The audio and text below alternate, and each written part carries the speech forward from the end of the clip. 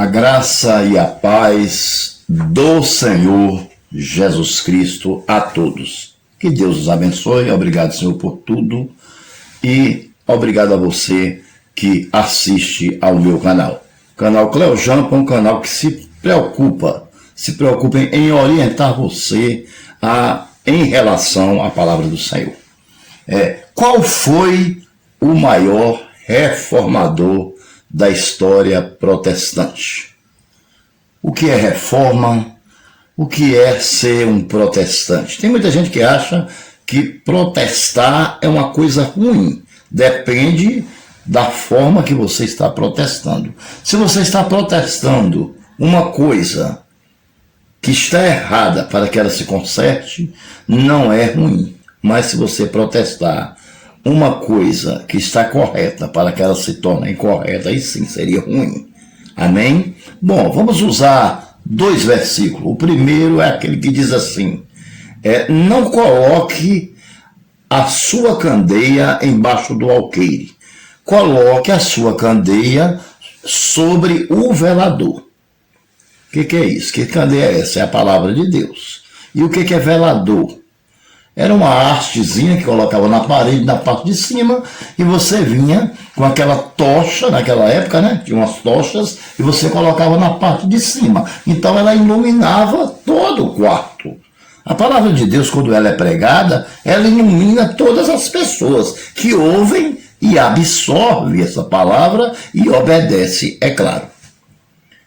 Nós passamos por uma época em que a Bíblia ficou escondida por 5.000 anos. 5.000 anos. E as denominações da época, eu não quero citar nome de denominação, porque eu amo todo mundo, entendeu? Então eu não quero trazer, eu não quero bater de frente com ninguém. Muito pelo que estou aqui para pregar a palavra do Senhor. Para julgar ninguém, mas para citar atos errôneos do que aconteceu e para que nós possamos corrigi-las e não repetir mais. Pois bem, a Bíblia ficou 5.000 anos escondida, sem o povo conhecer. Amém? E a denominação que escondeu essa Bíblia, ela pregava em latim. E a maioria das pessoas não entendia esta língua. Portanto, eles conseguiram ficar 5.000 anos escondendo a verdade. Ou seja, eles colocaram a candeia, que é a Bíblia, que é a luz, embaixo do alqueire, que significa cama. Ou seja, que a luz não passa e não ilumina, em vez de colocar no velador. Amém? Pois bem. Mas aí apareceu um grande homem. Um homem que eu tenho orgulho de falar nele. Tem alguns homens que nós temos orgulho de falar neles. E um deles foi o reformador Martinho Lutero. Lutero foi estudar e estudou, né, até chegar ao ponto dele ter acesso à Bíblia. Porque chegava uma época em que eles liberavam a Bíblia quando aquela pessoa se transformava em um bom teólogo. E Lutero, na época, era o jovem teólogo mais eloquente e de mais sabedoria dada pelo próprio Espírito Santo. E Martinho Lutero descobriu que as pessoas não se salvavam porque estavam dentro da igreja, mas se salvavam por causa da sua fé, pela graça de Deus, pela morte de Cristo, pelo derramamento de sangue de Jesus, do precioso sangue de Jesus, pela graça, que é o dom gratuito de Deus, através da fé. Então vamos usar um outro versículo que diz o seguinte, Efésios capítulo 2, versículo de número 8, que diz: porque pela graça sois salvo, mediante a fé, e isso não vem de vós para que ninguém se glorie, e nem de obras, mas é dom de Deus. Então, foi mais ou menos isso aí que Lutero leu, e aí o Espírito Santo tocou profundamente no coração de Lutero. E Lutero foi um homem corajoso. Procura seu líder, o teólogo que tinha ensinado ele sobre as Escrituras, e comenta sobre o caso. Um homem já idoso, que sabia que aquilo estava errado, mas que preferiu se calar-se diante das autoridades por questão ou de respeito, ou de reverência, ou de medo, eu não sei. Mas só que agora Martinho Lutero estava na frente dele perguntando a ele, e aí ele não teve outra saída. Ele foi obrigado a dizer que também sabia, que não concordava, mas que ainda não tinha tido coragem de revelar a verdade, porque ele sabia que seria uma grande guerra, que muitas pessoas morreriam quando descobrisse essa verdade. Então, veja só, Martinho Lutero, ele não desiste.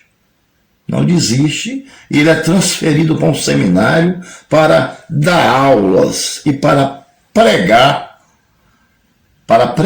ao povo daquela igreja. O povo daquela igreja. E Martinho Lutero começa a pregar exatamente sobre isso. Ele deixa as coisas de lado, você entendeu? Ele começa a fazer uma tradução para a língua do povo daquela época, né?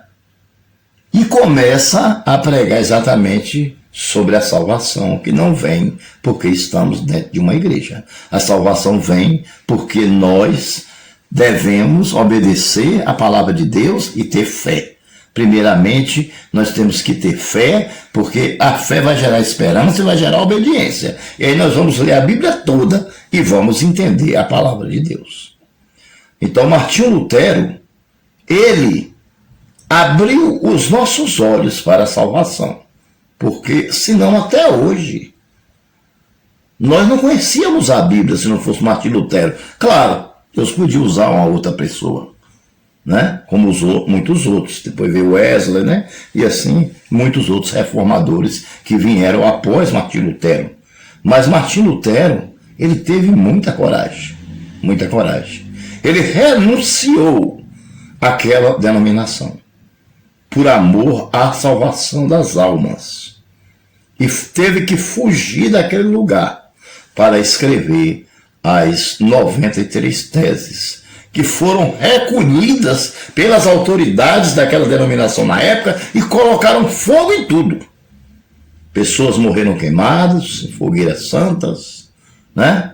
Muitas cartas de indulgências foram vendidas, foram uma coisa realmente tremenda, né? Havia muita prostituição, havia muito erro, era uma coisa simplesmente tremenda, simplesmente tremendo. Hoje as coisas já melhoraram muito, Deus tem agido, né? E as pessoas têm pedido perdão a Deus, mas ainda tem que se tomar algumas atitudes. Ainda existe denominações, porque não existe perfeita, todo não existe.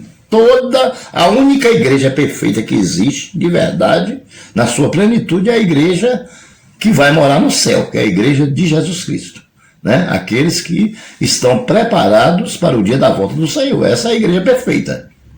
Mas tem algumas coisas que são grotescas, que não dá mais para a pessoa ficar olhando e vendo a Covid-19 matando gente, olhando e vendo as pestes matando as pessoas, olhando e vendo os sinais de Deus, Deus lançando de uma gota da sua ira e destruindo milhões e milhões de pessoas, entendeu? Por causa dos erros, O povo do Egito foi destruído por causa da idolatria.